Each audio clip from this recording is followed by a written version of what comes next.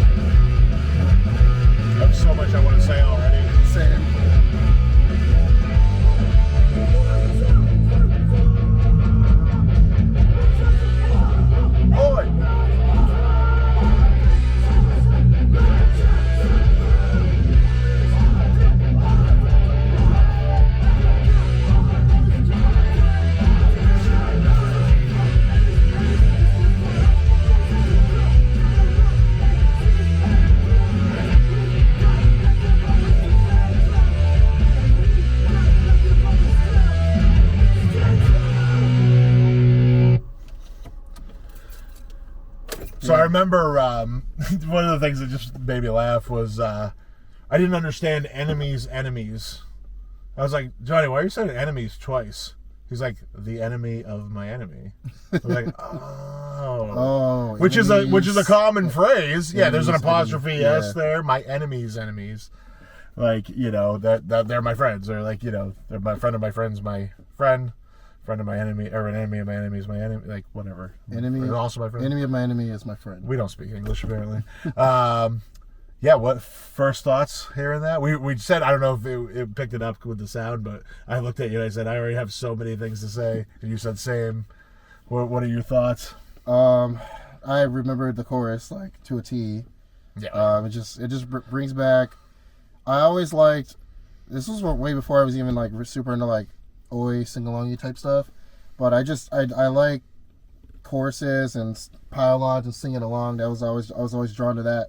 And hardcore, especially back then, because it was so prominent, and it brought me back to like them playing in Western Mass and just a bunch of us all up front singing along. Well, I think people forget that like oi kind of and like skinhead influenced hardcore was kind of gone for a period there. Yeah, there wasn't much of it. At least it wasn't on my radar. There was like 86 Mentality was like the only band. Now in Manchester, we always had it. We had. The Drunks, and then Al from the Drunks ended up doing Dementia 13, which was more of like a rockabilly type band. But then, you know, like Tiger Army, maybe, I guess. I'm probably making the dumbest reference ever because I couldn't even tell you a Tiger Army song. But anyway, but we also had the 86th, and like the oi skinhead thing was still big in Manchester, but we were pretty isolated with those bands. I mean, we didn't play well with others in those days. Was kind of the thing, but then, you know, Johnny took this, and I will credit Johnny. I'll die on a hill. What's this, die on this hill? What's the phrase? Yeah, die on this hill. Can't speak English. Of Johnny. I got you. Johnny brought the oi skinhead thing back to the U.S. Like, we would have never started Yellow Stitches without it. You know, and obviously Brass City Boss Sounds, Pete and Max get a lot of credit for doing 2,000 tons of TNT in around that same time. But I really think Johnny was kind of the guy who said, this shit's cool. Like, we're gonna say we're skinheads again. We're gonna say oi. We're gonna put fucking sing along melodic choruses and hardcore songs, you know. So I'll give Johnny a word for it. And obviously Brandon sang on that. Brandon is a singer for Yellow Stitches. People that don't know, Magoo, Manchester guy, was the singer of the 86. He's that first kind of gruff, untouchable pride, we won't back down, stay out of our way, get knocked out. That's Magoo singing that. He was in the 86 at the time. See, I didn't even know any of that from that track. I just, you know. Yeah, Fat Man from Yellow Stitches was also in the 86th. And actually Kyle from the 86 was also in Yellow Stitches. So it's like, if that song didn't exist, I mean, that's the reason we knew Brandon could sing. That was the reason we were like, hey, you're doing an oi band now. You're doing Yellow Stitches. That's cool. Yeah. That's why this podcast is awesome, because I get to learn all these cool new things. Yeah. You know? And all those people out there get to learn them too. Yeah. I will say, definitely, like, Yellow Stitches and Word for Word playing Western Mass, that was like, you know, the whole like oi skinhead thing, I never really, you know, I knew like some entry level bands at the time, but like I never really seen that in Western Mass. Like we had like it's a lot of ska, which I like wasn't into at the time. There was a lot of ska in Western. Oh yeah, Western. What year was this? Like mid 2000s. Really? Oh yeah, there was like, I would have never thought. Yeah, like Scar Me in Darkness and like all these freaking. I do remember that name. It was kind of separate, but there would be like some shows, at least that I went to, that they would cross over into. This band called The Caps, I remember, from Western Mass. They were like, I don't know, kind of ska-y, but like punk, would play some hardcore shows every now and again. But yeah, it really wasn't until like Word for Word, and then like after that Yellow Stitches a couple times, that I was really like seeing it, you know, firsthand. Did we do the Yellow Stitches play with Word for Word out there that you remember? I'm so bad at like pinpointing shows. You told me Restraining Order has like a diary of all the shows that you've ever done, right? Yeah, like, we log every. Which is so cool. I wish I'd just done that with every show I've ever been to. I need to update that. You reminded me when I get back. Good. Yeah, so man, I don't know where else to go. I'm flooded with thoughts. Same, like meeting like Johnny was always so nice to me. Like back then, I was just like like young kid. I don't even know if I was in any bands that played. I don't know if I played with Word Forward back then, but I know he was very nice. And in 2010, I mean, you played Angers Up with Violence to Fade, right? Yeah, It seems like it would have been impossible to have not played with Word for Word. but that was like later. Like Violence to Fade was 2012. Oh, was that late? Yeah, but I think that's the year Word for Word broke up. I know I had a house fire in 2010, and I lost everything. Oh, right, man. And he because he ran Arrest Records, sent me everything that he had, like shirts. So I still have every like Arrest Records album. I word for word. I have shirts, all that. I mean, I've known Johnny since I think he was 15 when we met. Mhm. I was just like barely. I think I had turned 18 like a few weeks before. He was playing in a band called The Limit, hence his name, Johnny Limit. And we played, my band Break It Up played with his band. It was like a fucking 14 band show that The Limit and Break It Up played at like 1 in the afternoon. I believe Coming Correct was the headliner. Oh my god. Yeah, Rick had his whole entire flea market there. We can stay away from the Rick subject. I just did that on another podcast, actually. Shout out Airing of Grievances. Yeah, like I was just gonna say, like that. So I'm 41. So I've known Johnny nearly 30 years now. Wait, no, hold on. I'm adding his age with my age. I don't know, over 20 years now. A long time. Yeah. It was 2001. I know it was 2000. November 3rd, 2001. I actually have an anniversary date of when I met him because I remember when that show was, because it was the first Break It Up show also. But Word for Word were just kids. They were all in high school. I mean, The Limit was all just kids in high school. But yeah, all those years of knowing Johnny, I mean, how many people have said anything bad to me about him? Not one thing. Like, you know, never. nice as Very guy. never. Word for Word just meant, and I spent, so much time on the road with Word for Word, like for better or worse. Yeah. There was some times where I do remember one time where Johnny was so mad at everybody on the road that I was the only one he would speak to. He was like communicating through me to everybody else. And I'm a fucking You're a hot mediator. I'm a hothead. I flip out when traveling. I don't do well with low sleep. Like, I could be a real fucking nightmare on the road. So, like, it was, we had some issues. But we had the greatest times, too. And now they're memories. Yeah. Greatest memories. And still, I go to Stanley's Barbershop and get my hair cut by actually 2 guys that are on there, because Johnny owns Stanley's Barbershop, and he actually bought it from Magoo, who still works there. So Nice. It all comes around full circle. yeah. And it's just so cool to still, after all those years, having all that music mean so much to me, and to be able to see those guys still all the time and catch up is so cool. Yeah, just great memories, Very great memories. I just saw that video you were talking about. Yellow Stitch is actually playing during a Word for Word show, and he's got they have the big spray painted like sheet that's like Word for Word. Oh, the banner. Does it Yeah. have the GTVC on it? Is that what's on it? I don't remember. I don't remember, but I love when bands do that. But yeah, it looks so cool. It looks straight out of the 80s. It's like, it's awesome. It's like just classic hardcore punk like type of shit. Oh yeah. Yeah, and then Johnny, I just did. Have you seen that Instagram profile, Hardcore Book Club? Yes. So it's funny. I thought that was Skull from Skinhead, because like, I don't know, it just seemed like his style. He was reposting it all the time on his personal account. He was on it, and like I just thought he was being like artsy by calling himself a guest provider or whatever, guest book list, guest reading list or whatever. Yeah. So I asked that kid, I was like, hey, you want a list for me? Like, because I'm just trying, right now, I'm obviously clearly trying to put myself out anywhere I can. But just no shame. Shameless self-promotion here. Okay. But and he was like, yeah, sure. And then like, we're talking, and it's like, I get like 3 very polite, no ball busting responses in a row. And I was like, Hey, I need an admin reveal. I don't know who this is because I thought it was my friend Josh. And he's like, actually, I sometimes think it's his page because everybody that I've been getting lists from lately has been telling me that he recommended all the books on the list. But anyway, it turns out that kid's from Australia. Oh, really? And yeah, and Johnny, and he's like, I don't know anybody. He's like, I don't know anybody, man. And it's like there's a couple Western Mash guys have been on there. It's like all guys I know. Yeah. George, so Colin was on George there. That's I don't think. No, I think Colin made a fake list on his own profile. Oh, yeah. So like, the Bible was one of them. Yeah, the Bible was two of them. He said, I believe the first one he said was by God, and then the other one was some later revision that was New by King James somebody version. else. Yeah, it was like it was abbreviated. It was like Newton NKJV. I mean, I do think that Colin is a holy man, but obviously I think he was just fucking with people as Colin does. Colin's fucking great. He's funny.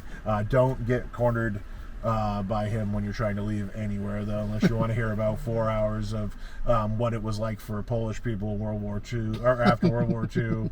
I'll tell you all about it. No, I love Colin. He's fucking awesome. What the fuck? Why did I get sidetracked so far? Yeah. I can't. I just started That ADHD meds yesterday, so this should get better over time. The Hardcore Book Club, Australia. So Johnny, and so I said, I'm like, you may not know anybody, but we do have ties to Australia because Johnny launched Arrest Records Australia. Oh, snap. Well, he didn't launch it. He like franchised it, I guess, or licensed it. I don't know how you would phrase it, but there was a branch of Arrest Records on Australia. I just saw, and because of this conversation, I went and looked up the discography. They put out an Off With Their Heads Discharge split record Really? on Arrest Records Australia. I was like, that was pretty big. I mean, it was probably early in Off With Their Heads career, I would think. I don't know, really. I'm so bad at those timelines. That's so random. I didn't know that. Johnny was an outside of the box. I mean, still is, but he's an outside of the box thinker. I mean, he would do. I remember he did like meet and greets for Word at like record stores. He even did one at Hot Topic once. That was like a fucking weird, surreal thing to go into a mall. I think it was the Salem Mall, and Johnny set up with a merch table in Hot Topic. He put out a Word for Word 8-track tape. That's cool. Like he was, always outside the box. He'll go, you made fun of me for that, motherfucker, when he sees this. But yeah, no, it's cool. I respect it.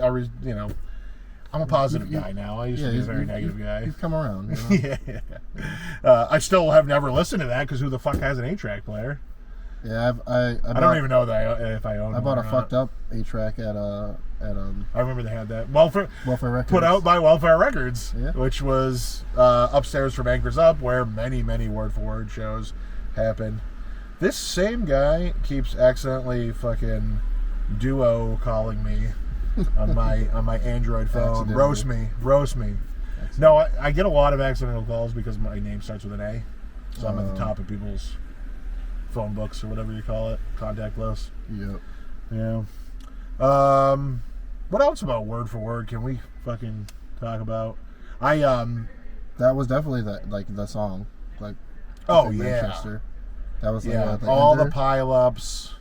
Yeah. Everybody singing along. Yeah. It's an interesting thing with hardcore. Unless it's they did like a cover, because they would cover Iron Cross. Yeah, Crucified. Crucified. They actually recorded that cover. I sang on it. Nice. There was like See, you were in Word for Word. there were like 8. Well, I did play. I did play. All the lights went out of my car. You can still see me. That mean it's dead. That's the important part. We're gonna start it and make sure it's not dead. We're not stranded here. It works. Yeah, no, I filled in for Word twice. Okay. The one time was a show with Bulldoze. Okay. Where was that? In Long Island. Okay. Bulldoze and some version of Leeway. I mean, R.I.P. both those guys too, Eddie and Kev. But I think Eddie's birthday would have been the day today while we're recording this. Oh wow, that's crazy. I saw it on social media today. Yeah, Eddie played with some kids from the Wolverine. I think it was the kids from Wolverine. Steve Huey maybe Steve Huey was in it. Brian, why can't I think of Brian? Brian Christie. Fucking stayed at his house multiple times. forgetting his name like a dickhead. But yeah, no. They played. There was some kids from Long Island in that group of kids. I can't remember exactly who played. Probably some beatdown shit, right? Yeah, they backed backed Eddie and did a leeway set, and then Bulldoze. I remember Bulldoze fucking. Kids were like moshing in the like vest. It was a church. It was that church spot in Long Island that was around for years. Amityville or something. I know Amityville had like the music hall. It wasn't that. It wasn't that. No, I mean, I don't know if maybe it wasn't. All a blur, but I remember kids like fucking spin kicking like in the vestibule of the church, like so far away from the band, like very, very what you would expect for a Bulldoze set. I remember, I actually remember Johnny standing next to me up front, and he got hit like a bunch of times, just like fuck this, I'm going back to the merch table. But yeah, I played that, and then I played some down vibes for sure. I played some fest with them up in Maine. Where it was indoor and outdoor at like a VFW or some sort of Legion Hall or something. They had an outdoor stage, and it started raining during Cruel Hand, and I remember Chris Linkovich like yelling out about he's like, Woodstock '94, the Mud People, let's go. But yeah, so much fun. Yeah, like I was saying, there's a good chance I was at more Word for Word shows than certain members of Word for Word. Definitely either drummer. Yeah, I don't think I knew like anybody really in the band except Johnny at the time. I'm trying to remember. So Mike Welch was the original drummer. Okay. I don't want to talk shit, but Mike ain't. Mike had to go. And then it was Pete Maglio. And Pete's a great drummer. He's a solid dude for the band too. Mike was very unreliable, so it was actually those later years with Pete were awesome. And then Nate was one of the original Yellow Stitches guitar players. Okay, I remember Nate. Yeah, Nate was on guitar, and then Johnny and Brandon. But like I went on a tour that Brandon didn't even go on with Word for Word. Tino. That was Tino's band. Oh, Tino the Nasty. The Nasty, yeah. Tino from every band. Yeah, in that time period for sure. Tino, I think, played bass for that tour. Oh, yeah. I was just hanging out. He's in like COC or like the new vert, like the current Corrosion of Conformity. Yeah, don't quote me, but I'm like, I'm pretty sure he's playing with them. I wouldn't even think that they'd even be playing. I remember that kid that I grew up with was playing in MDC, Millions of the Cops, and like recently, and I was like, how the fuck? Like, it might be that actually. It's an old. It's definitely like an '80s like. That would be more expected than COC, but I mean, I have no idea. I'd be surprised by both of them. So yeah. But I remember that this kid that as his brother. I knew he was older than me, but his brother was in my grade, and his brother was like real Christian. Like even to this day, he's like big into like Christian stuff, and like I was like, your brother's playing in that band. Like, they wouldn't think should of that. link him up with Colin. Your family. Talk about the yeah, they can fucking 10 book reading lists or 10 different versions of the Bible, and yeah. I mean, you could make a full reading list, because isn't the Bible a bunch of different books? Yeah. So you could make a 10 book reading list of just the Bible. That is true. Step it up, Colin. Step it up with your trolling. Yeah. All right. I mean, we could probably talk longer, but I think that's. Yeah, we can go on little tangents. I think that's the spirit of this show that we have covered, and we've defended Manchester. We have defended Manchester in Boston. Actually, I feel very rude now that when you brought that up that we were doing this in Boston. Yeah, same. But we should have been doing it in Manchester. We should have been up on Rock Rimmon, looking over the west side. We should have been getting poutine at fucking Chez Vachon. But instead, here we are in Boston. But we'll see you on the next episode. This is Sick of Talk. Keith, Alex. Peace.